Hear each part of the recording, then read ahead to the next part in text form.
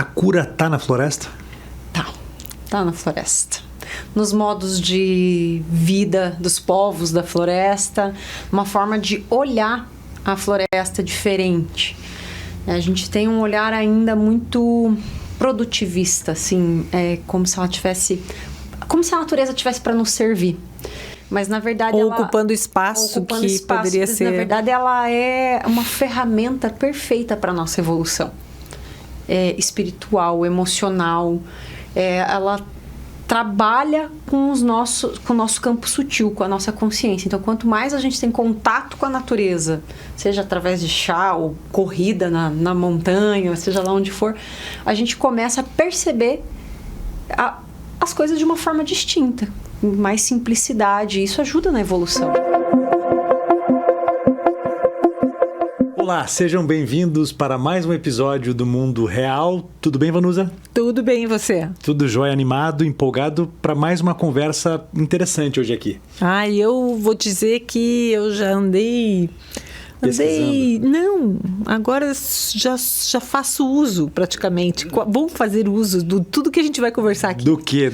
Na prática. Não conte. Na prática eu vou fazer uso. Segure a onda, não conte ainda. Vamos manter a curiosidade do nosso telespectador aqui, do nosso ouvinte. Mas antes eu gostaria de reforçar você que quer apoiar o nosso programa, o nosso podcast, que é uma ferramenta livre de comunicação para quem quiser participar. E aqui a gente faz questionamentos importantes, reflexões legais, fala sobre espiritualidade, sobre saúde, qualidade de vida. E aqui o que a gente busca, na verdade, é algo que faz para mim um bem danado. Bem, para mim também. E me ajuda a buscar caminhos que me levam para uma vida mais feliz, com certeza. É isso. E faz, né? A gente fica refletindo depois, né? Muito. E eu procuro... Sabe que o podcast, para mim, eu faço, eu depois ouço, coloco em prática e aprimoro o meu conhecimento em cima daquilo que eu aprendi aqui. Sim, muito muita legal. Coisa nova que chega. Que estimula, né? Estimula a pesquisar. Vamos conversar então hoje com a Babi, tudo bem? Tudo bom. Obrigado por ter vindo aqui. Eu que agradeço. Participar com a gente. Feliz. Tudo bem, Babi? Tudo bem. A gente muito outro dia conversou você. com o Maurício. E foi muito legal a conversa. Nossa, maravilhosa. Só que foi curta. Quer dizer, o tempo foi legal, mas faltou muita coisa. Você sabe que depois daquela conversa, várias coisas para mim deixaram de fazer sentido e outras começaram a fazer muito sentido. Uma delas foi que eu passei a pensar muito mais numa coisa que eu já pretendia e que estou avaliando, que é parar de comer carne. Parar de comer carne. Muito legal. Você come carne? Não. Também não. Pela filosofia, mas não começou por isso. Começou por uma questão ambiental, de consciência ambiental primeiro, e por uma questão de saúde.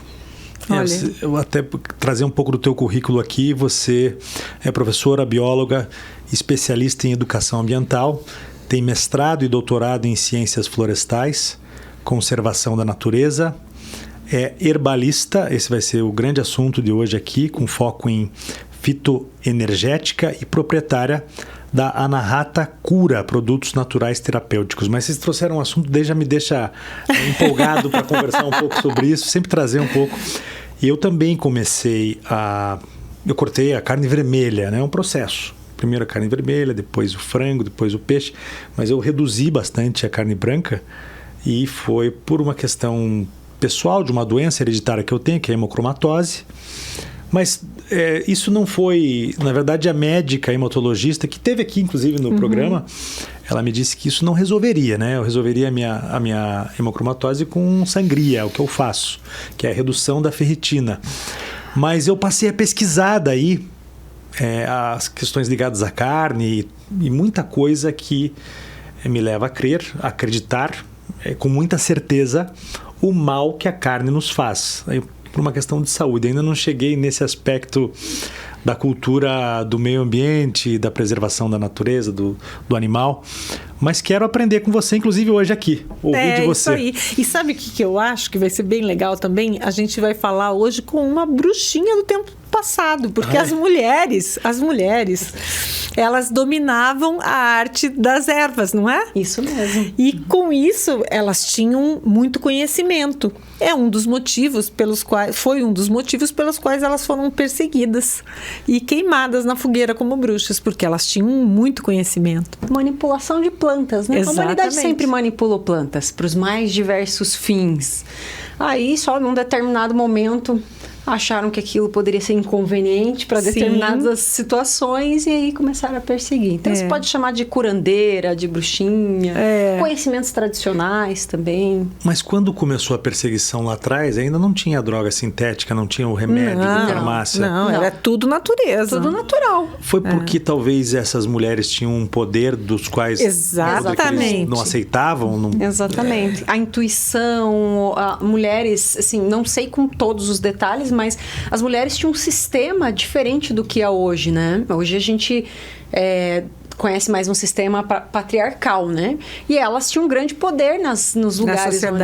Na sociedade de interferência política. E ao mesmo tempo, se a gente pensar em questões históricas e religiosas, as mulheres eram colocadas sempre como perigosas, né? Exato. Então, a mulher foi quem comeu a maçã e tirou o Adão do caminho. Só por isso, ela já carrega, né? Carregava e carrega a culpa.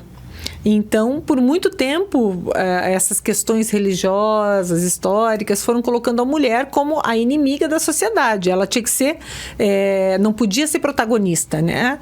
O homem tinha que ter poder sobre ela. E como ter poder sobre alguém que conhecia, por exemplo, a saúde, né? Como manter a medicina e tal. O poder que o médico tem hoje. Quando a gente fica doente, a gente percebe isso. A gente chega perto de um médico, me ajude, faça o que você quiser comigo, mas tire a minha dor, tire o meu sofrimento.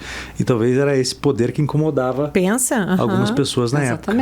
Antes da gente se aprofundar na questão da fitoenergética e da Anahata Cura. Aliás, a gente tem aqui alguns produtos. Você já comprou. Então, isso que eu queria contar, que eu entrei lá no site e comecei a achar tudo tão legal. Já fiz 2 pedidos. Eu pedi o link. A Vanusa me contou que já fez os pedidos. Eu falei, então me manda o link aqui que eu quero ver. Eu mandei. O que ela tem de bom lá. Mas antes da gente entrar nisso... O site é bom? Funciona bem? Funciona bem, funciona bem. Conseguiu colocar o cartão de crédito lá? Consegui, comprei de 2 formas. Dá para parcelar? De crédito e no teu cartão você parcela, né? Comprei no Pix também. Mas dá para parcelar na compra também, não dá? Dá.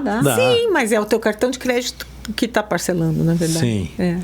Funciona assim, o cartão de crédito, ele faz o pagamento integral para o dono da loja. Isso. E daí você parcela? Não, acho que não. É isso. É isso mesmo. Isso aí. Bom, também os juros que eles estão ganhando em cima da compra vale até a pena. Eles colocam o dinheiro na frente, né? Se você atrasou, dá Tem o teu lado também espiritual, né? Isso. Você é Babi, mas é Bhakti Devi Das. Isso. Que é o nome espiritual Vedanta recebido diretamente do Maharaj Swami Keshava. E o que significa o Devidas?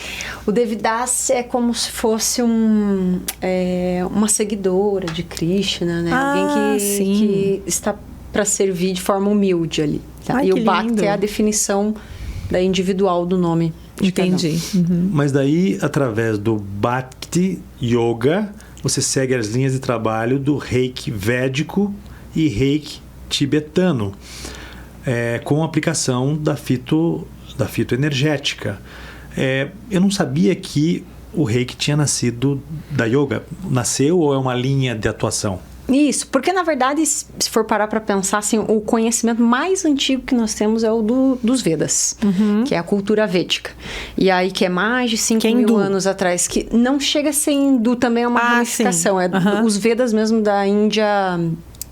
Antiga, super que nem antiga. Tinha. E aí, à medida que a sociedade foi crescendo e se ramificando e foi se distribuindo, foram surgindo outras vertentes e esses conhecimentos se ramificaram. Então, basicamente, assim, de forma bem simplista, os Vedas é a base de todas as outras filosofias e religiões, inclusive a ocidental. Que legal. Só que, claro que, com o passar dos anos, esses conhecimentos eles vão sendo ou distorcidos, ou modificando, vão se ramificando, né? Mas a Índia transcendental, ela traz os Vedas, que significa conhecimento. Agora, a gente fica aqui se perguntando, o Maurício esteve aqui, ele é biólogo, marido da Babi também, biólogo, ele também se especializou em meio ambiente, reiki. Dá para perguntar como que eles se conheceram? Acho que sim, né? É legal. Eu acredito que tenha sido na academia. Na academia? Na academia que eu digo, na universidade, sim, né? Na verdade, eu sempre fui uma admiradora dele. Eu me formei na PUC. E já no primeiro ano de faculdade, nós tivemos um encontro na concha acústica da PUC. Ele ia falar. Nós estávamos tendo alguma mobilização a respeito do Código Florestal. E ele explicou sobre isso. E eu, nossa, é justamente o que eu quero. Eu quero trabalhar com o meio ambiente. E assim, eu comecei a admirá-lo, né? Mas jamais imaginei que um dia a gente pudesse se reencontrar. E aí ele saiu da PUC, não foi meu professor. Nós nos reencontramos em vários outros momentos, em congresso, em situações da academia, mas também sempre só oi, nada demais. E aí eu corro corrida de montanha. Vou pro Marumbi, sou marumbinista, ele é marumbinista, e um dia eu estava correndo lá e encontrei ele chegando no Marumbi. E aí a gente... Oi, Maurício. Ele, oi, tudo bem? E aí, desta conversa, ele me fez o convite. Corre! Ele me fez esse convite. Vem conhecer o Marumbi por dentro aqui, né? Vem conhecer a comunidade marumbina. Deu, com certeza. Daí, depois disso, nunca mais a gente... Que legal. Quanto tempo já? É muito parecido. 6 anos. Ah, que bacana. É muito parecido. A gente brinca. Coincidência. Não é coincidência, mas eu fui... Claro que ele me incentivou, me estimulou. Eu fui fazer mestrado na mesma área, doutorado na mesma área, mas... Sim. Afinidade, né? E olha só, é interessante porque são duas pessoas que estão no meio científico, né, de produção científica, e que ao mesmo tempo se aprofundaram nas questões espirituais. Para você ver como dá para caminhar, né? Dá para caminhar junto. E a espiritualidade pode, inclusive... Não sei o que abastece mais, se é a questão da ciência por trás, da preocupação do meio ambiente, ou se é a espiritualidade que abastece isso. Porque é o interesse que ali vocês encontrarem, um acaba, digamos assim, incentivando o outro a buscar um autoconhecimento, uma preservação maior do meio ambiente, produção cheia de... Não é só produzir o chazinho, não. Né? Tem todo um conceito por trás, tem horário, o Maurício até comentou isso, que tem horário de colheita, horário de plantio, então tem todo tem algo por trás que provavelmente vocês trazem explicações científicas, né? Isso, é que é perfeitamente possível você conciliar a ciência tradicional com a ciência convencional, materialista, né? Que é essa que a gente aprende dentro das universidades, com o conhecimento tradicional, que é o que eu quero trazer essa perspectiva para a marca, né? Que é o quê? Claro que eu trabalho dentro da linha Vedanta, que vem da Índia, mas a minha proposta também é incentivar com que as pessoas, com que os brasileiros, paranaenses, enfim, busquem o seu conhecimento daqui, que são as plantas daqui. As nossas, né? O que a gente tem à disposição. Tem uma farmácia natural enorme. Nós temos 6 biomas e certamente a gente não sabe nem da metade das nossas árvores nativas, né? Então, ela também vem com essa perspectiva. E que a indústria pega e sintetiza. Sendo que a gente tem à disposição na natureza, né? Exatamente. E daí trazer um pouco dessa cultura dos povos originários também, que eles têm esse conhecimento. Sim. E tem uma indústria também do fitoterápico que muitas vezes é semelhante ao da farmácia. Mas daí não é nenhum nem outro. É legal você pegar isso, porque existe uma diferença, né? Porque eu sempre friso, fitoenergética é diferente de fitoterapia. Porque a fitoterapia, eu trabalho com a questão química da planta. Eu tiro o elemento químico e faço a produção do remédio para tratar determinadas doenças ou prevenir também. De um modo mais natural do que a indústria grande, né? Mas você trabalha com a composição química. A fitoenergética, ela não tem esse foco. Embora, dependendo da forma como você faça, pode ser chá, por exemplo, você pode retirar, sim, um pouco da parte química. Mas a proposta principal da fitoenergética, fitoplanta, energia das plantas. Elas têm capacidade energética de nos fornecer energia onde nos falta. Então, eu posso trabalhar para fazer uma fórmula de chá para ansiedade, então ela vai dar energia para a gente para reduzir a ansiedade. E aí posso trabalhar com depressão, com insônia, enfim, são vários aspectos, ou coisas simples assim para movimentar o corpo, concentração. É uma prática integrativa. Como é que chama o coletivo de chás? Blends. Blends? Os blends. Mas para eu ter assim... Aí é mistura, né? Mas eu digo assim, para eu ter na minha prateleira todos os chás, assim, uma coleção de chás. A linha de chás. Então, em breve terei a linha completa, porque eu já tô me... Mas espera aí, eu queria, antes da gente entrar nessa conversa, eu queria falar um pouquinho sobre Reiki. Eu queria que você falasse um pouquinho sobre o Reiki, né? Para as pessoas que não conhecem, não sabem nada. Para que serve? Quais são os benefícios? E questionamentos que ocorrem muitas vezes. A própria Vanusa trouxe na outra conversa que a gente fez aqui que o Reiki já tem até, a ciência comprovou os seus benefícios quando se compara. O próprio Maurício falou sobre o ultrassom, né, que os fisioterapeutas utilizam para medir a frequência, né, o calor. E o calor também. E também falar da diferença entre o Reiki védico e o Reiki tibetano. Qual é a diferença dos dois? Vou começar pelo Reiki, então. Ok, isso. O Reiki, assim como a fitoenergética no Brasil, ela é definida como uma prática integrativa e complementar. Isso é reconhecido, inclusive, pelo Ministério da Saúde. Tanto que está presente em hospitais, né? Isso. Tem inúmeras práticas integrativas complementares. Acupuntura, yoga é considerado, enfim, tem uma série de situações. Por que a gente tem que entender que são práticas integrativas e complementares?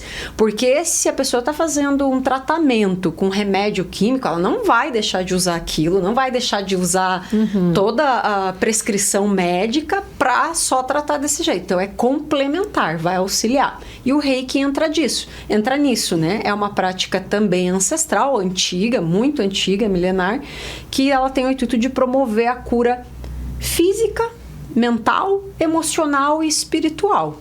E ela tem também o intuito de trazer o equilíbrio para o indivíduo. E esses pontos é porque nós somos tudo isso, né? Tudo isso. Nós somos seres espirituais, mentais, exatamente, físicos. E aí o físico, vamos dizer assim, é a última forma que o corpo vai manifestar determinada situação. Então, quando o corpo manifesta alguma coisa... Opa, o que será que é, né? Que foi qual foi a origem, né? Foi assim que eu fui para fitoenergética, por conta de uma doença somática também que eu tenho, que é dermatite, né?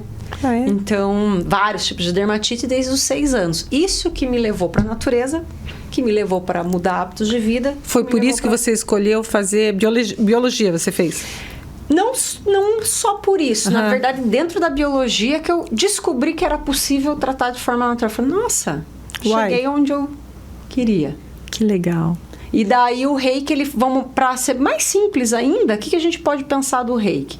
É como se fosse assim, acupunturas, pequenos pontos de acupuntura em determinados pontos energéticos do nosso corpo, assim, específico. O que cura é o amor. Então, qualquer prática que a gente for fazer, a gente tem que colocar o amor, o respeito, a humildade, né? A intenção, né? Tudo é magia. Tudo depende da forma como a gente direciona essa energia. Então, o Reiki, ela é uma energia do amor, onde eu faço uma imposição de mãos nesses pontos energéticos de cada um de nós para promover o equilíbrio e a harmonia das pessoas. E eu li que esses pontos, eu até comentei no dia com o Maurício, que nesses pontos, que são os chakras, né? Isso, são estão glândulas muito importantes. Exatamente, as nossas 7 glândulas principais, que alimentam, né, o nosso metabolismo, nosso corpo, e se porventura alguma coisa não está funcionando de forma adequada, ela contribui para a desregulação, seja no aspecto emocional ou físico. E antigamente, quando você falava em chakras, era coisa de bicho grilo, você lembra disso? Hoje as pessoas compreendem melhor, mas a transmissão de uma energia positiva que nós guardamos. Exatamente. Basicamente isso, assim, e equilibrar, porque a gente está envolvido no mundo real, a gente está envolvido num mundo muito louco, então, por mais que a gente se blinde de diversas coisas e tenha os nossos privilégios, a gente está interagindo com a humanidade e é normal que nós tenhamos alguns desequilíbrios. Então, o Reiki ele também ajuda a equilibrar, sabe? Alinhar esses campos de energia. Pense que se a gente não tem a gente toma banho todo dia. É um hábito de higiene, né? É uma higiene física. Se a gente compreendesse a importância que é a gente fazer limpeza energética, espiritual, nós teríamos uma vida de qualidade muito maior. E dá para fazer isso sozinho? Sem, por exemplo, alguém aplicando Reiki, sem... A gente consegue, cada um de nós, de forma intuitiva, consegue sim promover questões muito positivas. Questão da meditação. O próprio chá, ele tem todo um ritual, assim. Eu acho interessante, eu queria que você falasse um pouquinho sobre o fato do Reiki não ter nenhuma implicância religiosa, porque algumas pessoas, às vezes, não querem receber. Eu já vi isso em hospital. Não querem receber porque acham que é alguma religião, entendeu? E daí o pastor, ou o padre, ou não sei quem, pode não gostar. Não é, e você vê que Jesus, ele aplicava Reiki, na verdade. Tem várias imagens, se a gente for procurar, né, né? Exatamente, a gente é habituado dentro da nossa cultura, né, o cristianismo, a visualizar Cristo na cruz. Mas, na verdade, ele teve uma história anterior muito rica e fabulosa. E nesses meios históricos, ele era uma pessoa que aplicava Reiki. Ele fazia imposição de mãos. A Igreja Católica chama de imposição de mãos, Tudo que ele tinha era o amor, né? Então, isso, na verdade, era o maior ponto forte dele. Mas era Jesus. E também a pessoa que aplica o Reiki, ela tem que levar essa energia. Porque você pode escolher a pessoa errada para aplicar o Reiki em você e te trazer uma energia talvez negativa. Eu aprendi com meu pai a administrar muito bem isso, no cuidado, no contato que você tem com algumas pessoas, com as pessoas que entram na tua casa, com as pessoas que encostam em você. Você tem que estar muito de bem com a vida e para poder... se blindar de alguma forma, né? Muito fora. Aquela história do avião, né? Você... coloque a máscara antes para depois proteger seu filho. Então, espiritualmente, quem aplica tem que estar muito bem no dia dessa sessão. Se você está num dia que não está legal, acho que não faz daí, não marca. Como é que é isso? Exatamente. É muito importante tocar nisso mesmo, porque é uma responsabilidade que o terapeuta tem que ter quando for trabalhar com as práticas, né? Não é coerente com a pessoa se ela não tiver numa condição física boa, ou imagine você vai para uma balada no dia anterior, enche a cara e daí vai atender a pessoa. Não tem sentido. Então, para a gente trabalhar com as práticas integrativas, óbvio que nós também fazemos as nossas... mas é tudo consciente, né? A gente abre mão de determinadas situações porque o nosso propósito é contribuir com o indivíduo. Então, é extremamente importante quando a pessoa for buscar o tratamento de Reiki com alguém, ela tentar conhecer um pouco desse terapeuta, da vida, desenvolve. Agora, você que trabalha com plantas e com energia, tem aquela história, né, de que pessoas que trazem uma energia negativa, uma energia pesada... que mata a planta. Isso. Né? Acontece mesmo, as plantas sentem. Já vi isso. Murcha, que... sei lá, pela inveja, daí tem mil histórias. Às vezes eu acho que até a frequência, né? É muito mais às vezes a pessoa nem sabe. Tem pessoas que de forma inconsciente, elas não sabem que elas estão carregadas. É aquela questão que eu falei do tomar banho da limpeza, sabe?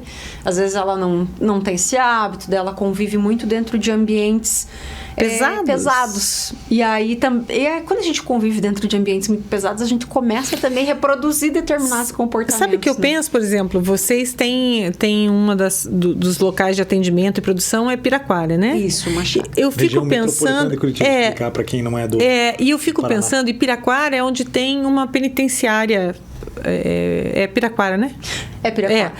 Eu fico pensando, por exemplo, quem trabalha num lugar desse, porque é muito carregado. Eu já estive num lugar na penitenciária agrícola, lá e é muito pesado. É muito pesado. Imagina assim, por exemplo, quem trabalha sempre, se ela não fizer algo, por exemplo, um dia sair para caminhar no parque, um dia ir num evento religioso, alguma coisa que ele possa fazer essa conexão com ele mesmo e essa limpeza, deve ser muito pesado. Por exemplo, essa pessoa deve chegar em casa. Eu trabalhei no Congresso Nacional, não era muito diferente. Então.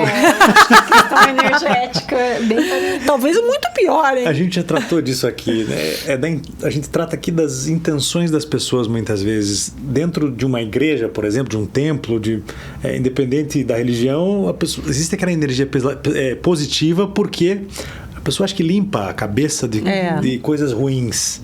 No Congresso Nacional, numa prisão, é um ambiente mais pesado mesmo, mais carregado. E quem trabalha... Meu avô era médico do Complexo Médico Penal.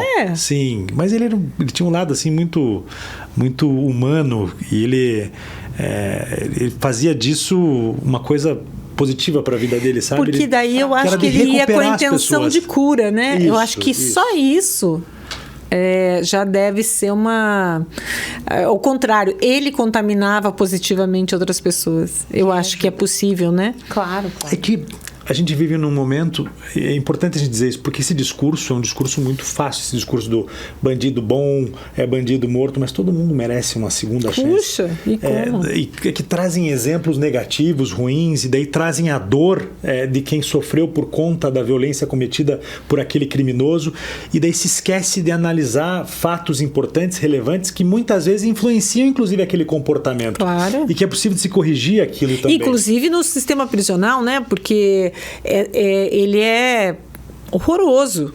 Ele ele desvirtua. Exato. É muito mais fácil desvirtuar do que recuperar. É interessante olhar por essa perspectiva, assim, até já vou trazendo para questões pessoais, porque eu vim de um ambiente de vulnerabilidade social. Né? Então, eu consegui visualizar isso, eu vi a desigualdade.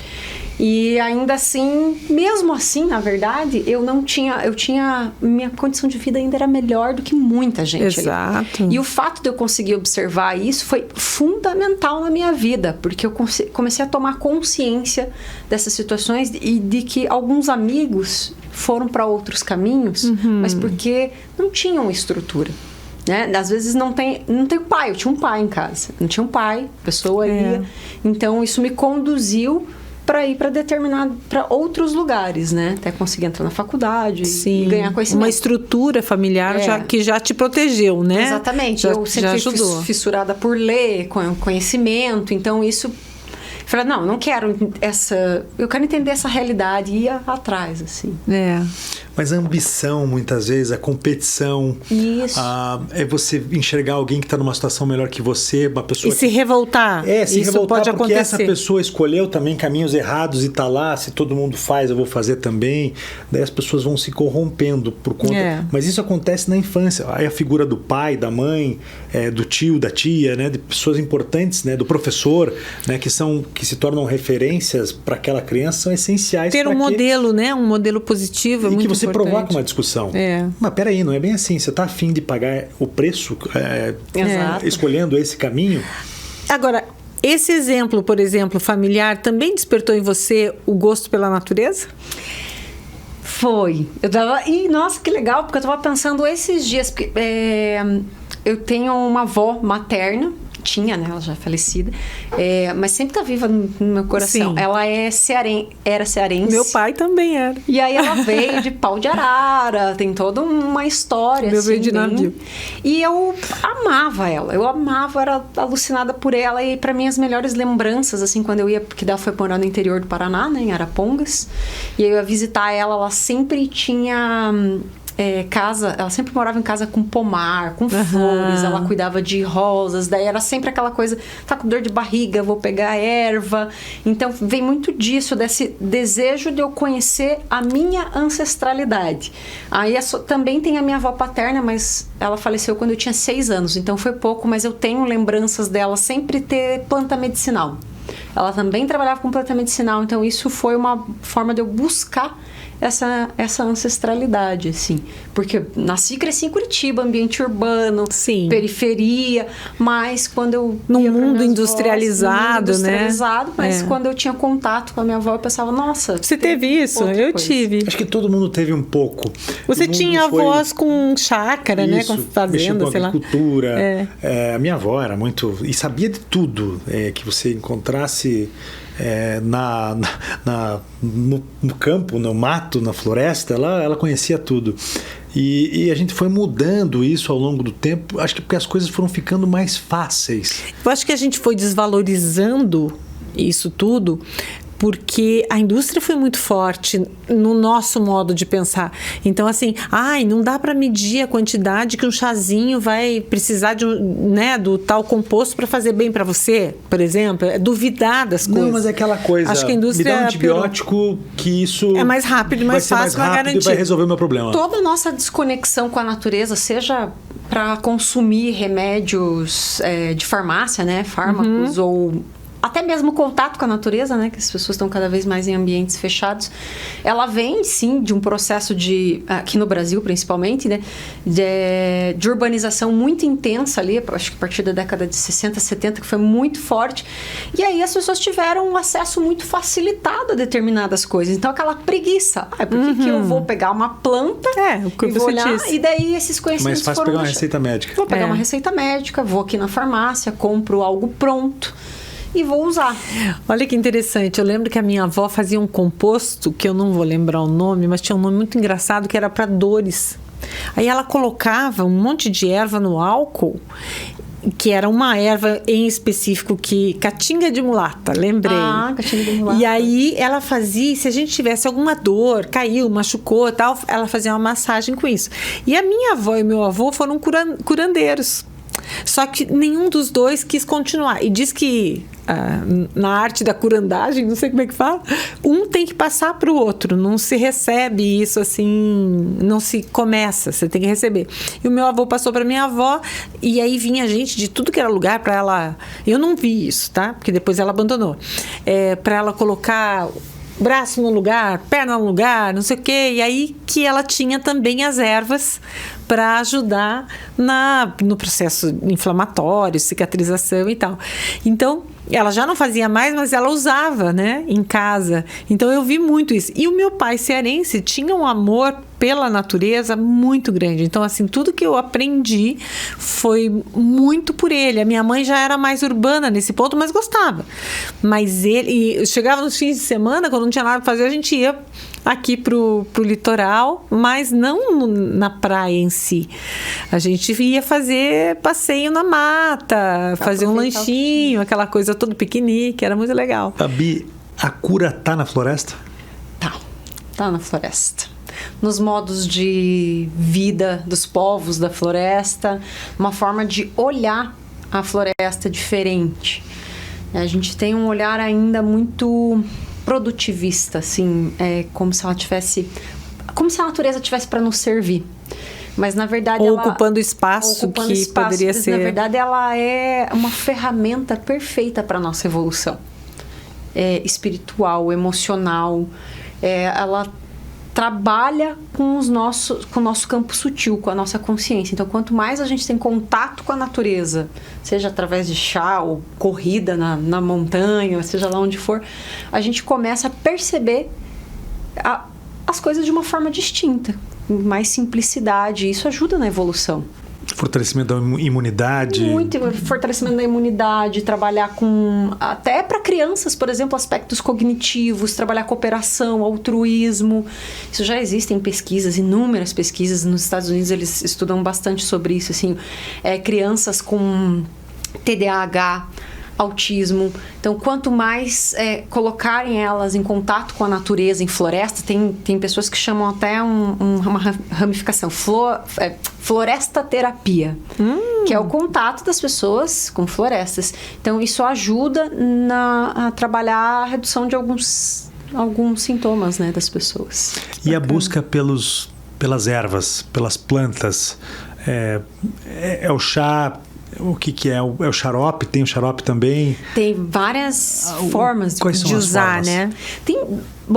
O mais, assim, tradicional, a gente sabe que são os chás. Os ungüentos. Daí tem os ungüentos, tem...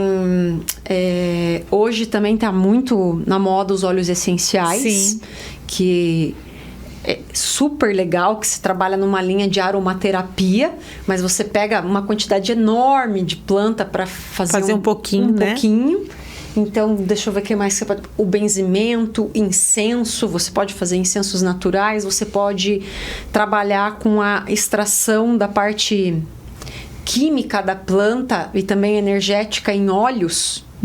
Para trabalhar inflamações, trabalhar determinadas situações do corpo, ou que nem eu faço, fazer sabonetes, faço transformação química no meio disso. Esse sabonetinho é do quê? Vamos falar um pouquinho do que você trouxe aqui pra gente. Esse é vegano, todos são veganos, né? Então eu faço do zero sabonete, literalmente é uma alquimia, assim. Você deve ser muito lindo isso. Esse é Castela, o nome é Castela porque ele faz uma referência, é 100% oliva. Faz hidratante. Faz uma referência à região de Castela, que usavam muito azeites de oliva para fazer sabonetes. E aí esse é 100% oliva. Que delícia o cheiro. Maravilhoso. Eu uso um pouquinho de óleo essencial aí. Será que eu pedi desse? Agora eu vou ter que te dizer. Tem alecrim, não tem? O óleo essencial de alecrim. Ai, muito cheiroso. Maravilhoso. E esse que é aquele para fungo, alguma coisa assim? Também dá. O azeite psoríase? Também dá. Dermatite. Para quem tem peles delicadíssimas, até bebê, dá para usar esse azeite de oliva. Porque ele é como se deixasse a pele assim... bem macia. Para não poluir o rio, dá para tomar banho de rio com esse? Super. Dá? Dá, ele é vegano. Então eu vou levar esse aqui pro El Cruce. Meus banhos... para você, que legal. Por isso que ele é vegano. Importante fazer a distinção, que ele é vegano. Eu não vou ficar tão fedido, então, é vegano e não tem componentes químicos. Porque o vegano significa que eu não uso nada de base animal. E o natural é porque eu não uso nada sintético. O cheiro que você sente é de óleo essencial, porque é um produto natural. É você que extrai esse óleo essencial? Não tem equipamento para isso ainda, mas um dia eu quero ter, porque você precisa ter um forno, arsenal, né?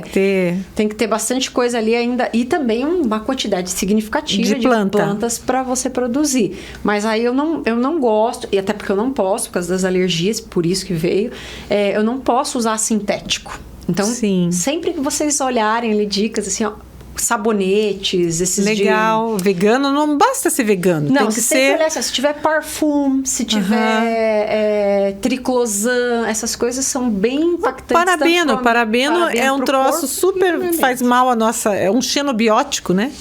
Aí, viu como vou levar esse aqui pra Patagônia e vou fazer uma propaganda lá com os corredores lá. Isso mesmo, porque pode entregar. Vou comprar alguns.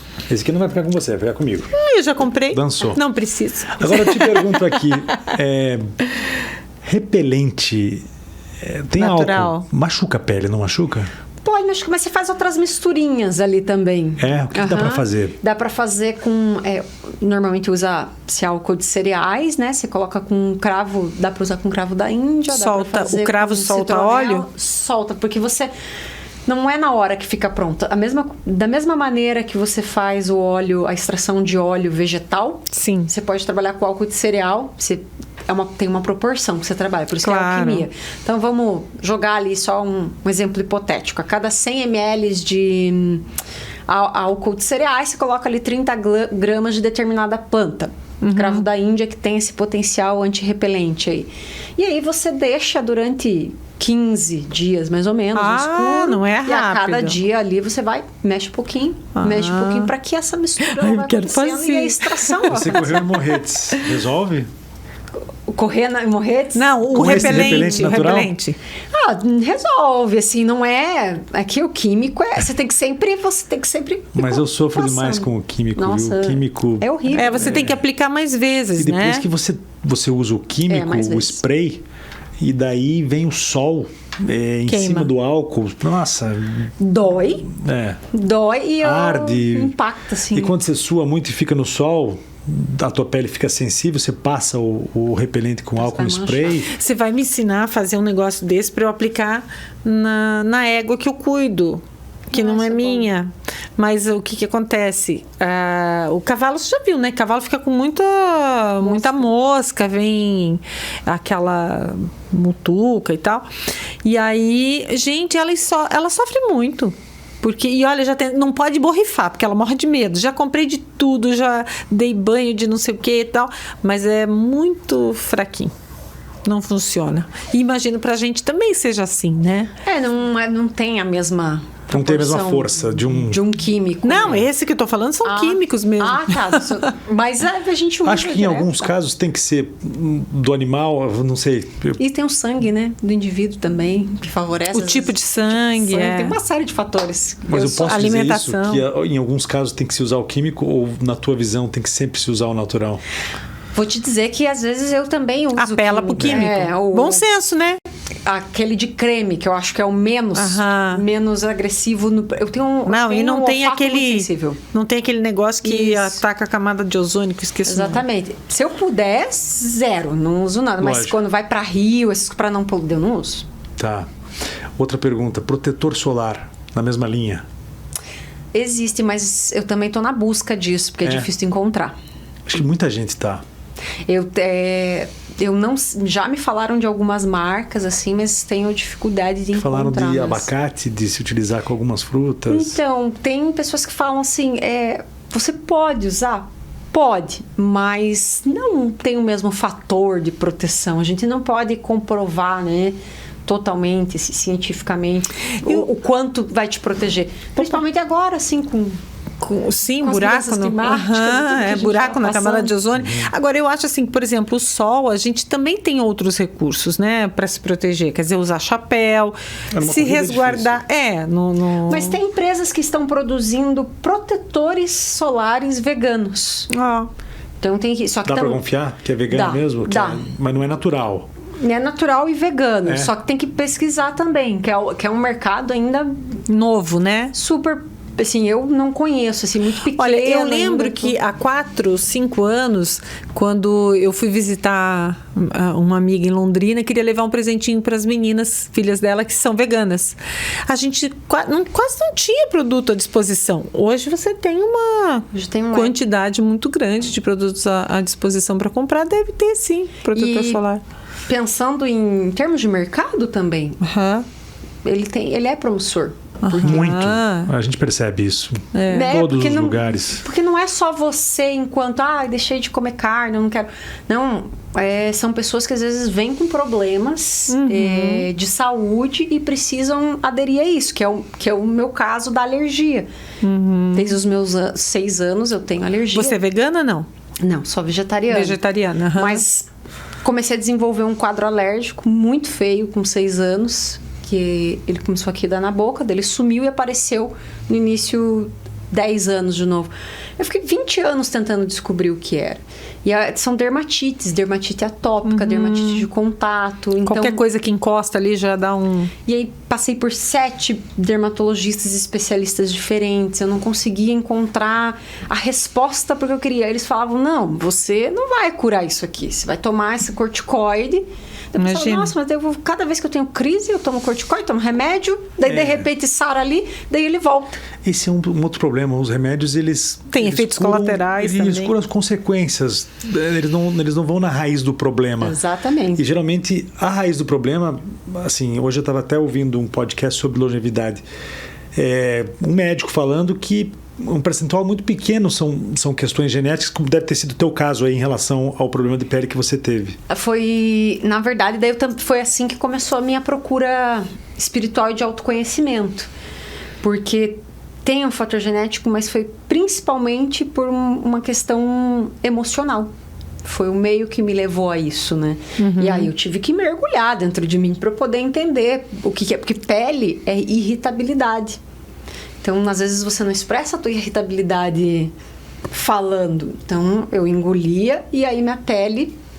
E eu surgiu o problema. Muito, machucava, saía sangue, tive no rosto. Você veja, né, como a gente coisas. Se desprende de coisas que já sabia, né?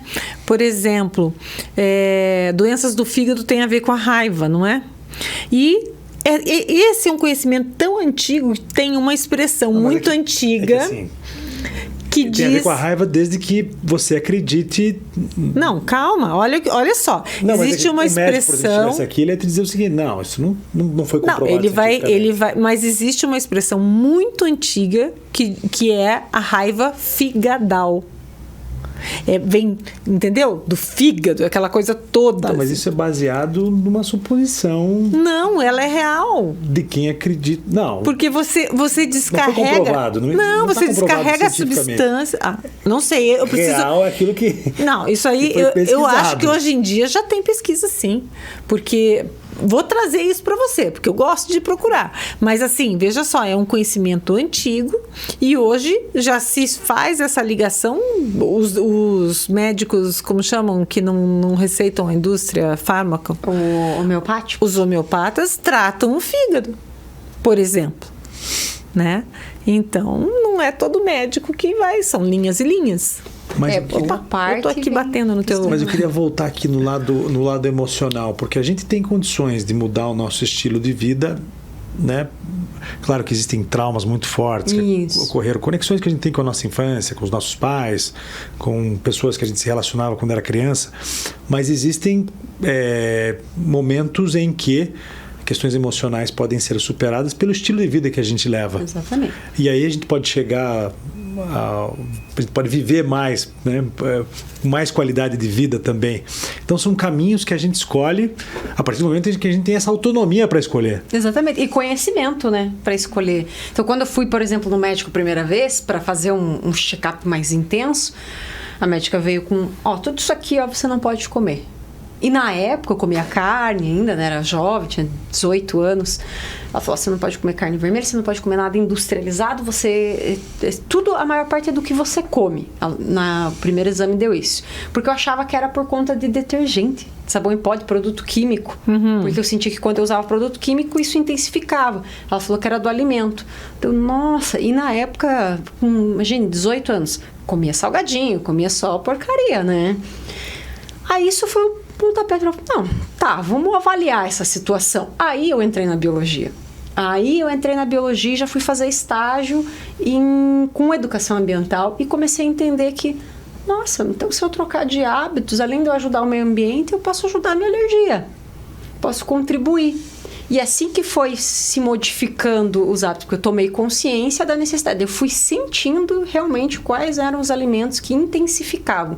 Aí até eu chegar no 7º médico lá, que ele foi no penúltimo médico, ele falou assim, olha, considere o fator somático, tá? Daí sério dele de repente, no nível de estresse, você desencadeia a alergia e aí o que você come e o que você usa piora. Eu comecei a prestar atenção nisso. E daí eu notei, nossa, é verdade. E hoje como você tá?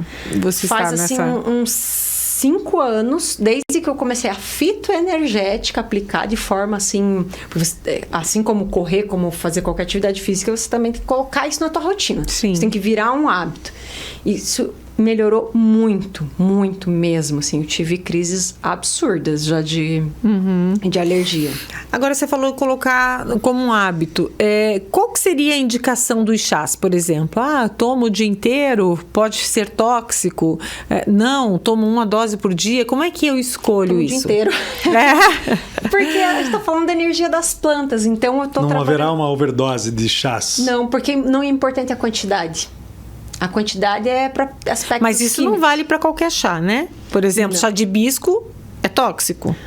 Mas também se pode colocar em quantidade. Tudo é quantidade, mas aqui o propósito não é quantidade. Então, por exemplo, a cada 200 ml de água, eu posso colocar o equivalente a uma colherzinha de chá do blend. E aí, deixo ali 3, 5 minutos de infusão, eu já vou pegar o aspecto energético. Então, às vezes, você não tem questões químicas o suficiente para te intoxicar. Então, eu tomo de manhã, eu tomo depois do almoço, normalmente. E como que você escolhe? tarde, Porque são vários. Quantos chás, por exemplo, você tem no teu... Eu tenho linha de... Hoje são 13 chás. Esses O que você trouxe aí para nós? Vamos lá. Esse aqui eu trouxe para meditação. E... Esse é para Vanusa, então. Não precisa meditar mais. Isso, é presente para vocês. Obrigada. Olha, hortelã, levante, ipê roxo, Isso. losna e eu tô ruim da Páprica. Pariparoba. A pariparoba. Pariparoba. É uma árvore? É uma planta mais herbácea. lista. E a ideia é tomar esse chá antes de meditar? Isso, 30 minutinhos antes. No site tem Veja, a orientação. Não pense que você vai ficar lá uma hora no seu meditar. É difícil. Mas difícil. vamos pensar assim que qualquer processo meditativo Meditar, que você... tomar chá não é tão difícil como meditar. Não. Exatamente. Eu Mas amo você meditar. quer respirar um pouquinho, que é assim que a gente já pode denominar como um ciclo de respiração profunda, a gente já pode Tem que criar trabalhar hábito 3 como você minutos. criou de fazer exercício. Exatamente. Você medita na corrida? Gosto, acho muito bom. Vou fazendo Maha Mantra, mantrando. E uma coisa assim tão deliciosa que você vai, quando você me concentra mais para a corrida e parece que flui melhor. Eu gosto de meditar na corrida e gosto muito de meditar na natação. É mais Porque fácil. a natação é incrível para isso. É mais fácil, porque tem a água, energia no mar, então. É maravilhoso, né? É só você e a água, né? Não tem barulho, não tem barulho do mar só, é uma coisa fantástica. Já na corrida, quando você vai correr na rua, na cidade, é muito chato, né? Na cidade... Porque é barulho, como irrita a gente, como incomoda, como eu fico mais ofegante, mais rápido, né? Eu perco a capacidade cardiovascular mais rápido do que se eu estiver num lugar legal, como na montanha, no Marumbi, em Morretes, numa praia. Então é preciso escolher também um ambiente em que você pratica meditação, pratica até o esporte. É verdade. E é legal falar isso porque a meditação depende do indivíduo, né? Você não precisa necessariamente só sentar ali e ficar parado. Eu me encontrava na meditação correndo, no meio da natureza, caminhando, para um pouquinho, respira. Então, você não precisa ficar 1 hora, 30 minutos. Isso aqui é para você, se você quiser começar a entender. 10 minutos, 3 minutos. Se fizer 3 minutos de ciclo respiratório durante a manhã, de forma consciente, teu dia já muda. Mas cada um faz de um jeito e muitas vezes não sabe o que está fazendo. Você pode ter o teu jeito de fazer, cuidando das tuas plantas. Não, eu tenho eu faço meditação que tem até um nome, eu não sei qual é, que é com imagem, né? Então eu imagino luz e vou cadenciando a minha respiração foi assim que eu aprendi, que funcionou, e eu trago hoje para qualquer situação. Se eu estiver aqui e não estiver legal, eu começo. É claro que aqui eu preciso falar, não dá para respirar como deveria, mas assim, eu procuro trazer. Mas a meditação, por exemplo, quando eu estou mexendo em plantas, como eu fiz o fim de semana todo, foi o feriado. Para mim é um estado meditativo. Por quê? Porque você precisa cadenciar a tua respiração, porque você faz força, né? Se você não... É a mesma coisa da corrida, não é? E além do que, você tá ali, muito presente. É o momento presente. Né? Isso pode acontecer com pintura, com arte, com lavando louça. Eu, às vezes, lavando louça, eu consigo entrar... Exatamente. Num modo meditação legal ali. Fazendo, sabe o quê? Eu gosto muito de artesanato. E eu gosto muito de tinta. Artesanato. Então, quando eu tô dando as pinceladas, que eu gosto muito de pincel, aquilo para mim é uma coisa impressionante. Primeiro que você observa a tinta, as marcas daquele pincel, e aí depois vai desenhar. Eu acho tão fantástico que a gente consegue, de repente, parar e se conectar com aquilo que você está fazendo. Eu acho que é isso mesmo, né? É isso aí, conexão com o momento presente. A gente faz isso, eu e o Maurício. A gente faz na escalada também. Que legal. E quando a gente é criança, a gente gosta de fazer, faz, repete, e é tão gostoso. Depois que fica velho, não faz mais. Exato. Acho que tem que mudar um pouquinho esse estilo de vida que a gente leva e voltar a ser criança em alguns momentos. Verdade. Fazer uma aula de artes. A gente vai fazer uma uma confraria? O que vai ser, Vanusa, da poesia? Vai ser a gente vai fazer um grupo de estudos primeiro, né? Mas depois pode virar mais coisa. Por sinal, eu preciso montar o nosso grupo ali no WhatsApp para poder pôr em dia. Mas eu amo poesia e acho que o poeta, ele não tá na hora que ele está escrevendo, ele não tá nesse presente tão concreto que a gente vive. Na hora de escrever poesia, você tem que estar num estágio que é superior, é quase meditativo. Mas você que é comunicadora, você não percebe isso em alguns momentos que você está atuando como comunicadora? Assim, tem dias que você não está legal, não sai nada, você pode até forçar uma situação que você olha depois e fala, não tá legal. É que daí sai o técnico, né? Como comunicador, tem que sair bom todos os dias. O que acontece? Às vezes sai o técnico. O quadrado. O quadrado. Agora, o dia que você tá bem e se inspira, ou o assunto te inspira, ou aquilo te eleva, digamos assim, aí é outra coisa. E isso não precisa ser nem no ambiente de trabalho, numa coisa formal. Isso eu acho que acontece em vários momentos do dia ou da vida, né? Para você trabalhar com as plantas e com as ervas, é preciso estar inspirada? É preciso sentir a planta, a energia? É muito importante. Tem períodos assim que quando eu não estou me sentindo bem por alguma situação, eu não consigo mexer nas plantas. É como se... Não, eu não vou passar o que eu não tô de legal para elas. Como eu falei, tudo é magia, né? Então, se eu passar e eu não tô bem, eu vou transmitir isso para elas. E aí, se eu transmito isso para as plantas, quem vai usar as minhas plantas também, de alguma forma, vai sentir também. Por isso que a gente, quando vai, às vezes a pessoa vai na casa do outro, murcha ou arruda, tá? Às vezes a pessoa não sabe. Ela não sabe que ela tá com energia ruim, né? É a coisa da alimentação, né? Quem cozinha tem que estar muito... Bom, primeiro, se eu cozinhar e estiver com raiva, a comida não fica boa. Eu não gosto também de fazer não comida gosto de cozinhar quando eu não tô legal.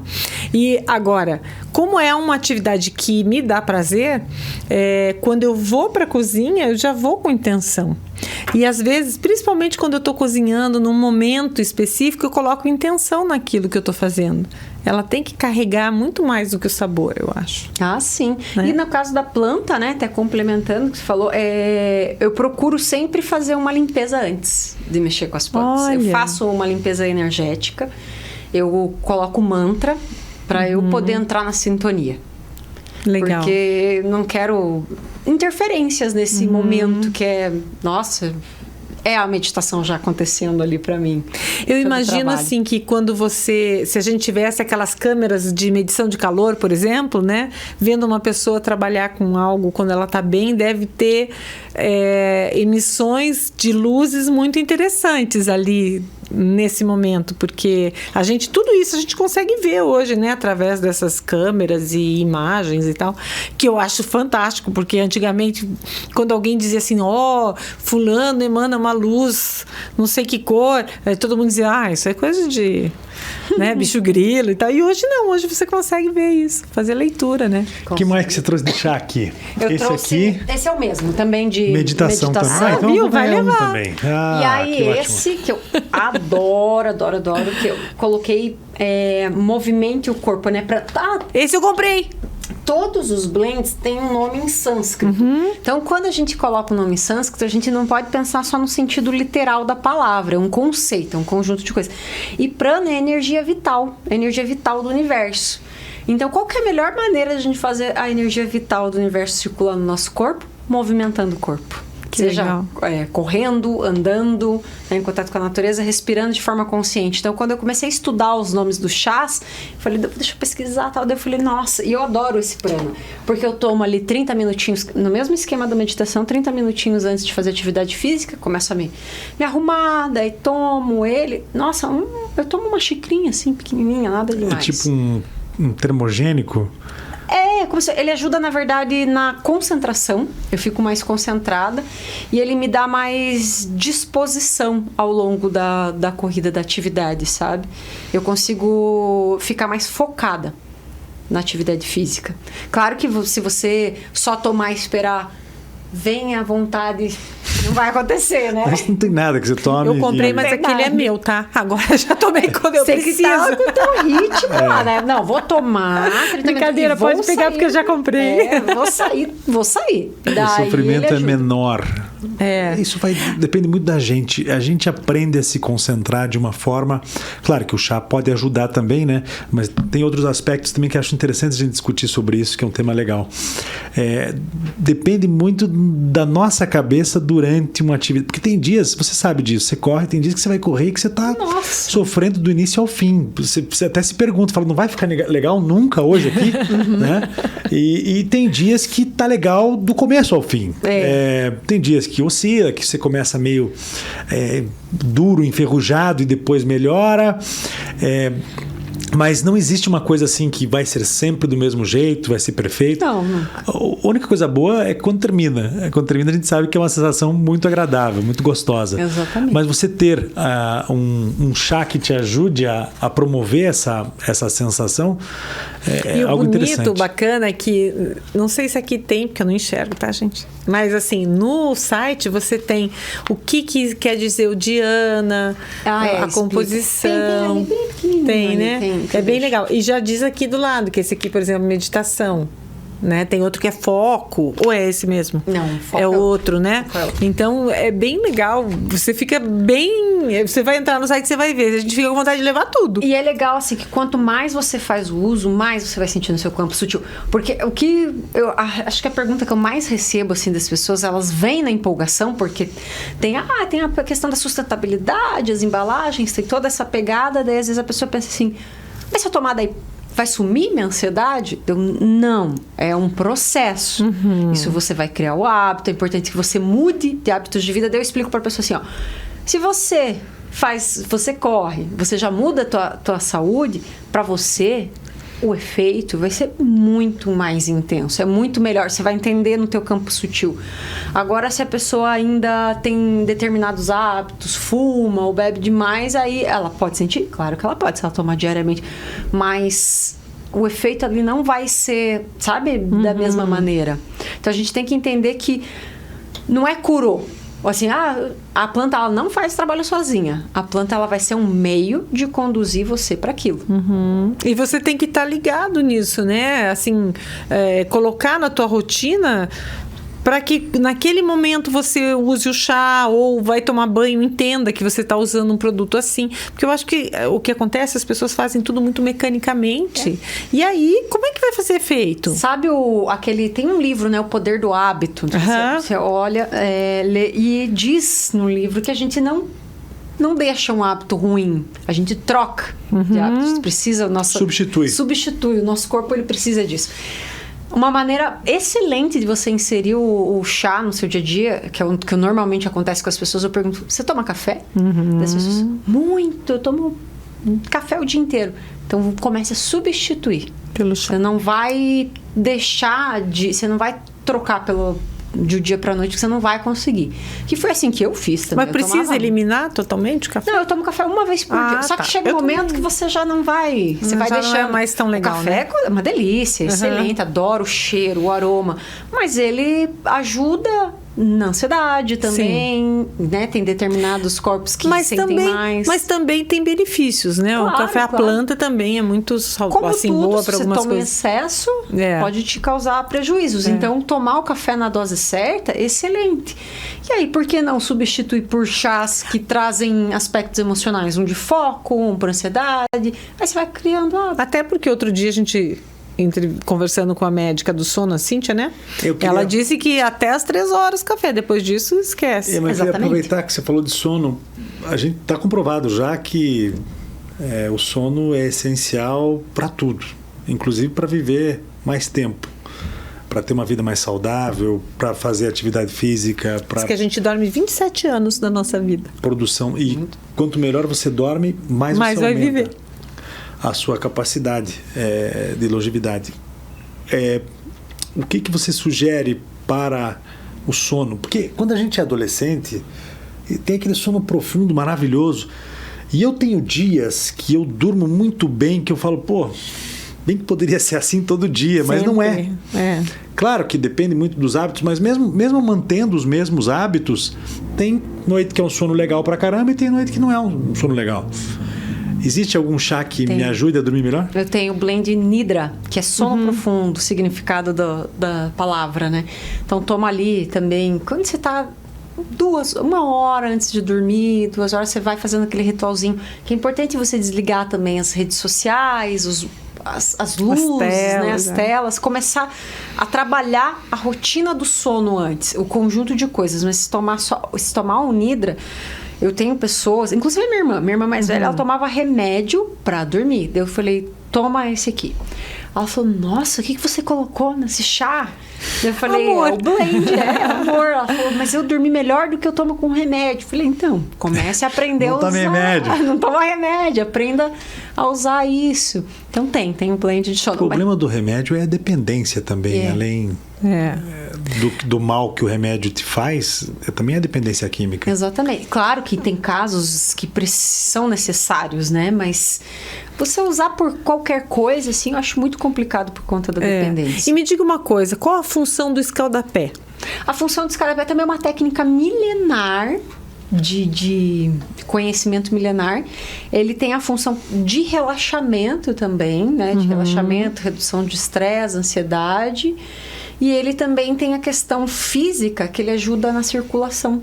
Na nossa circulação pelo calor, né? Calor, redução do inchaço. E como as ervas atuam ali naquele momento?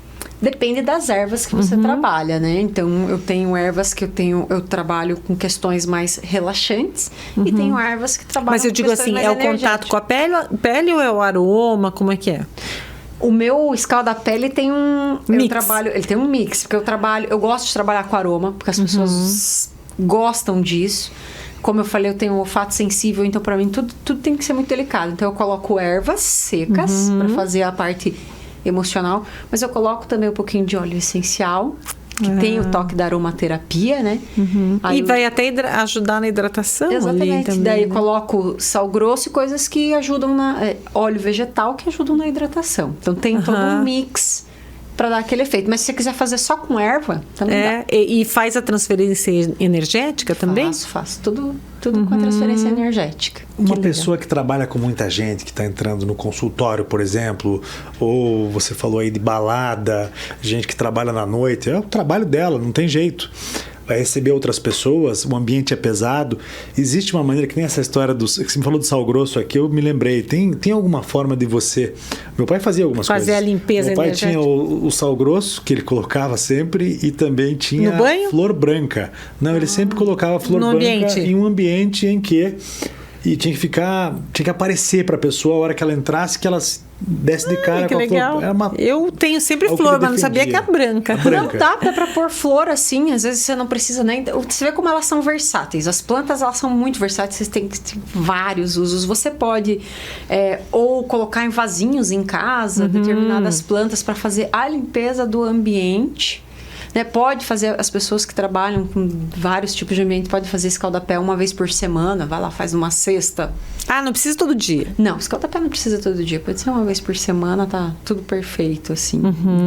Já traz bons resultados. Então, adotar essas práticas de limpeza, sabe? Sempre inserir plantas, inserir natureza, que daí elas gosto de montar eu mesma os meus arranjos de flores, né? E aí eu misturo, por exemplo, alecrim. Ajuda muito. Misturo aquele que a gente põe no macarrão, como é? Orégano? Não, a outra, manjericão. Aí eu crio com flor e erva. Porque um dia alguém, ou eu li, ou alguém me falou, e eu acho lindo também. Fica aquela coisa assim, despretensiosa, né? Super e fica muito bonito. Energeticamente funciona. Funcional. Funciona. Que legal. Pergunta polêmica. Eu estive na Europa agora e em qualquer lugar se vende o CDB, que é o cannabis. Sim. Em líquido. Inclusive, eu comprei e tomei o CDB. Com THC ou sem? Sem THC. Sem THC. O CDB, até explique para o nosso ouvinte telespectador entender o que é o THC, o que é o CDB, o que é o CDB sem o THC. Eu comprei e tomei o CDB com melatonina. Olha, nem sabia. Para dormir. Sabia também. E vou te dizer que é fantástico. Funcionou bem. 5 gotinhas à noite, um sono maravilhoso. Não sei qual é a tua posição sobre a melatonina. Eu não tenho tanto conhecimento sobre isso, assim, mas o uso de CDB também não tenho com tanta profundidade, mas sei que tem inúmeras pesquisas científicas que já comprovam os benefícios, né? Porque você pega o princípio ativo da planta. Diz que ele consegue fazer várias conexões, essas chavinhas que a gente tem pelo corpo inteiro, não só neurológicas, pelo corpo inteiro ela fecha as conexões, por isso que ela é tão usada para muitas coisas. Eu tenho um exemplo da minha mãe, né? Minha mãe estava tomando medicação já para Alzheimer. E começou a ficar muito ausente, a medicação deixava ela para baixo, até que ela começou a usar o CDB e resgatou aquela mulher antes do AVC, antes de... Claro, fisicamente não, mas assim, a cabeça dela tá ótima, né? Claro que ela tem 82 anos, tem alguma coisa, mas ela voltou a falar no mesmo tom que falava, sabe? Tudo isso estava se perdendo. Eu acho que é uma coisa que a gente tem que discutir, né? Tem que tirar esses preconceitos a respeito disso. Está comprovado em relação à recuperação dos atletas. Exato. Muscular, você toma e... Pois mas e daí como é que faz na hora do doping? Eles têm que mudar. Eu acho que o CDB não Será? É porque é o THC que faz o... eu não sei também como é que funciona, mas... E para dor... São doses muito pequenas também, né? Para as dores... com o THC ele funciona até mais. Isso assim, estou trazendo a experiência familiar, né? Que meu pai usou, o médico indicou com THC para dores para ele, e hoje minha mãe usa com THC e a neuro dela o THC que é okay, é o que dá o barato. Que dá o barato. Eu não lembro também. Tem um que ajuda, tem um fator mais relaxante, né? Que ajuda até para pessoas que não só Alzheimer, para várias, para estresse, ansiedade, depressão, problemas com sono. E tem o que ativa um pouco mais a mente. Né? Falando da recuperação de atletas, porque isso é um problema muito sério. Atletas de alta performance praticam muito esporte, o volume é muito grande. Eu ainda vou chegar lá. Faço muito, mas ainda vou chegar lá porque eu quero chegar nesse nível ainda. Qual o problema aí? Recuperação. Né? Você precisa de 1, 2 dias de recuperação. E mesmo assim não é o suficiente muitas vezes que você está treinando. Tem cara aí que está fazendo 30 horas por semana de cardio, de natação, bicicleta, corrida, só de cardio. Mas você diz assim para o estresse muscular? Existem recuperação para o estresse muscular para você recuperar, porque você sente o músculo, o cansaço muscular depois de muito tempo. Então você vai fazer um treino. Os ungüentos funcionariam? Amanhã você vai fazer outro treino e você está ainda com o músculo cansado, ainda dolorido do dia anterior. Você só faz um treino perfeito quando você está 100% recuperado. E tem aqueles que indicam 5-2, que você faz 5 dias de treinos fortes e daí vai para 2 de descanso, para daí em uma prova, por exemplo, e você nota, e você sente isso, né? Quando você faz um planejamento de treinos, vai chegando mais perto da prova e reduz na última semana quase zero o teu treinamento para te dá um gás mesmo, né? Te dá uma vontade, né? Teu corpo pede o treino, você está descansado. O humor fica horrível. Muito melhor. Piora um pouco o humor. Mas tem algumas plantas, ervas que podem ajudar na recuperação? Tem. O escaldapé é uma prática boa ali depois de corrida, essas coisas, mas para dores musculares a gente pode trabalhar com arnica, por exemplo. Arnica, isso é da minha avó, você falou da minha avó. Dá para fazer. Minha avó também usava. Uma coisinha simples, assim, ó. Você pode comprar. A arnica tem até em gotinhas, né? Não só para aplicar. Tem gotinhas. Lá em casa tem uma planta enorme de arnica. Aí vou plantar. O que dá para você fazer é você colhe ela, seca e pode colocar com. Eu gosto de colocar com. Eu fiz uma com óleo de andiroba, que é óleo de andiroba ou copaíba, que são óleos super medicinais, anti-inflamatórios, antibactericida. Aí você dá uma potência enorme. Então tem várias ervas que têm essas propriedades. Você não tem vontade de fazer, engarrafar isso daí para colocar no teu... Tenho também, são coisas que vai aprimorando. Mas não existe uma espécie de preconceito. Eu até para me preparar para a nossa conversa aqui, eu ouvi alguns podcasts sobre o tema. E existe um certo preconceito para quem coloca isso numa garrafa e comercializa, né? Quando avança, quando é muito agressivo comercialmente, meio que perde um pouco o objetivo. Que tem a questão de propósito, né? Eu, por exemplo, trabalho com a marca. É interessante falar disso também. Puxa, mas vai ajudar tanta gente. Mas depende da forma como você trabalha, eu acho. Porque o meu propósito, por exemplo, não é... Ficar rica com isso. Até gostaria. É tão bom, né? Mas eu digo, não quero tirar coisas da natureza só pelo lucro, Entendi. sabe? Uhum. Vou dar um exemplo que é polêmico. Esse é polêmico. Os óleos essenciais. A gente tem que pesquisar a procedência dos óleos essenciais. Porque hoje, como viram muita moda, o nível de produção ficou em escala industrial. Então, se você pega lá lavanda, por exemplo, às vezes a pessoa ela não faz dentro de um sistema agroflorestal que você leva em consideração a diversidade do ambiente. Você simplesmente substitui e faz uma monocultura. Que daí você empobrece o ambiente. Sim. Faz uma monocultura de lavanda. Não interessa, mas é de lavanda. Entende? É linda, daí mas... foge do propósito. Para mim tem mais relação com isso. Eu acho que quando você tem que... por exemplo, trabalho nessa perspectiva, quando eu venho com a ideia do chá, eu venho com a ideia da diversidade, da agrofloresta, da importância de você colocar... Você planta também? Planta. A maior parte das plantas que vêm, elas são de produção sua. Que Você legal. tem camomila, por exemplo? Camomila não tem quantidade grande, porque é uma Mas é planta ainda que eu não lindo, né? consegui pegar O jeito dela vir em quantidade. Mas... A minha ideia, que é o plano futuro, né? O sistema você implementa. Eu implementei um sistema lá em casa de permacultura e mais pra frente eu quero implementar de agrofloresta. Sei. Que é trabalhar com essa diversidade. O meu intuito é que num médio, longo prazo eu tenha 100% de produção própria. Agora eu vejo assim, olha só, né, como a gente é também. Por que ter esse preconceito se for, digamos, trabalhando com harmonia, né, com a natureza e tal? Veja, porque esses ungüentos, eu cresci vendo minha avó lá usando os ungüentos, inclusive de arnica também, com arnica, enfim, e que funcionava. Então, e aí se você voltar para uma tribo indígena lá do passado, eles também usavam, eles curavam infecções. E hoje também, O preconceito não é esse, o preconceito é com a produção em larga escala que daí ela é predatória. Exatamente. E ok. E daí você está fomentando também monopólios. Grandes marcas, né? Vai lá uma marca que não vende só porque é uma demanda de mercado, tem um apelo, né? Uma marca que já produz, vamos dizer, algo que tenha produtos químicos. Daí, não, vamos trabalhar nessa linha que tá em alta agora. Daí vai lá e... A gente pode até falar de uma grande marca de cosméticos nacional e é a mesma coisa que você enlatar, desculpa interromper, é a mesma coisa que você enlatar um prato de cozinha artesanal feito por um grande chefe com a assinatura dele. Você pega lá o alimento orgânico cheio de plástico.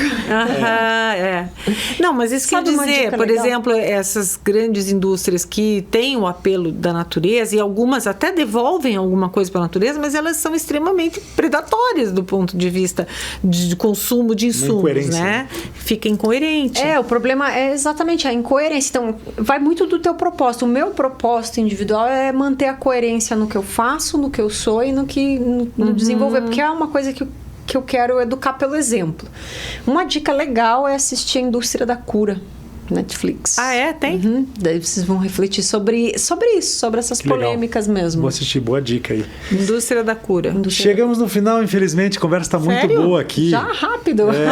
Eu quero saber o seguinte, a gente falou de tudo que você produz e comercializa no teu site. Quero que você dê a dica para que as pessoas possam correr atrás. Antes dela falar nisso, eu vi que tem cursos lá. Tá em construção, mas já vamos lançar. Que isso é muito legal. Já pensou a gente ir lá aprender a mexer com as nossas plantinhas, até cultivar e... Eu tenho uma meta de fazer uma... Eu vou começar por uma horta, até chegar no teu nível de produção. Mas eu quero uma super horta. Eu não sei cozinhar com nada... Eu que cuido da minha horta. Eu não sei cozinhar com nada industrializado. Para mim, muda o sabor completamente. Eu gosto de tudo natural. Então, assim, claro, hoje eu já consumi só produto orgânico mesmo, né?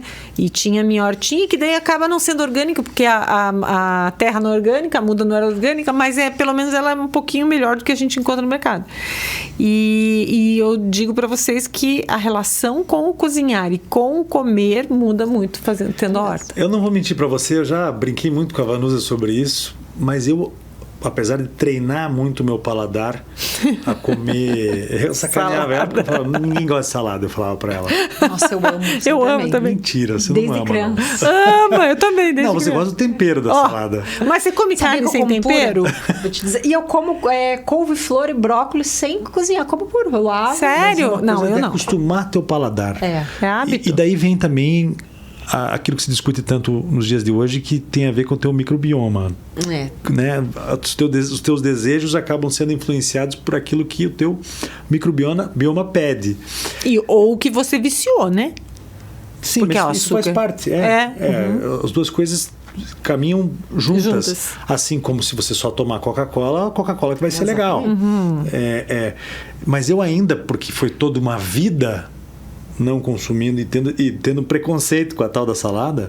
Aí veio aqui uma nutricionista que trabalha com plant-based e ela falou, mas carne também, você coloca sal, coloca tempero. Sim, é o que eu carne acho. Crua. A salada tem o molho da salada, como a Vanusa defende aqui. Mas mesmo assim, ainda tenho dificuldade. Será que um dia eu vou gostar da salada? Eu acho que vai. Depois da corridinha, assim, algo bem úmido. É ótimo. De pensar. Eu gosto. De pensar, eu faço água na boca. Sério? Sério. Eu adoro. Muito, eu gosto. Adoro salada. Mas você faz um tempero bom ou você come assim, crua? Não, crua, alguma coisa eu até como cru. Por exemplo, tomate eu sou capaz de comer sem nada. Eu gosto. Como uma fruta, como uma maçã, por exemplo. Mas eu gosto com um pouquinho de sal, né? Ou um pouquinho de limão, essas coisas que realçam o sabor. Agora, normalmente eu como com tempero, eu preparo o temperinho. Aí tá um industrializado que eu uso, que é o aceto. É um industrializado, mas é um industrializado ainda do bem. É bom. Muito boa a conversa. Vamos falar mais. Obrigada. Nossa. Traga conteúdo pra gente aqui.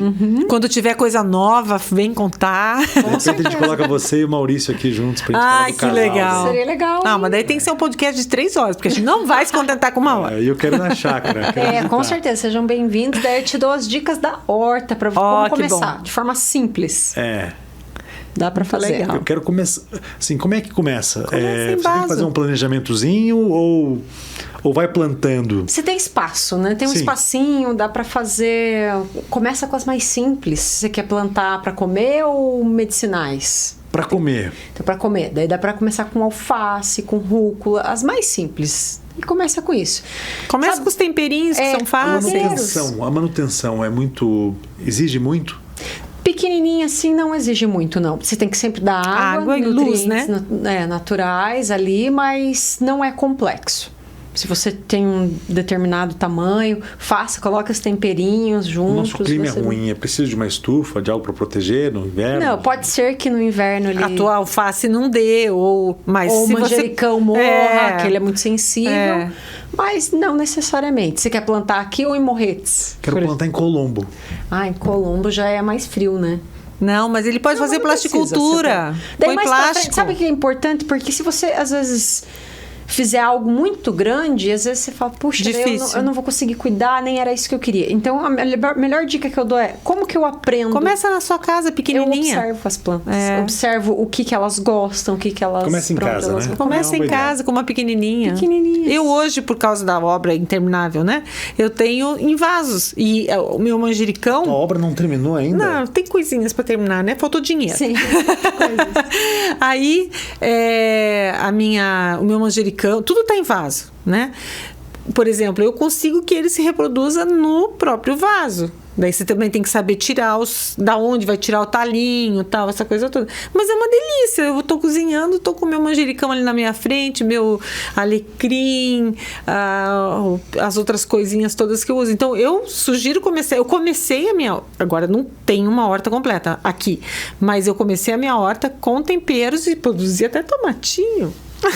Também foi assim que eu comecei também, em apartamento. Exatamente. Show de bola. Valeu, muito obrigado, Babi. Eu agradeço. Babi, obrigada. Obrigada. Um E até uma abraço, até a próxima. próxima. Valeu. Tchau, gente.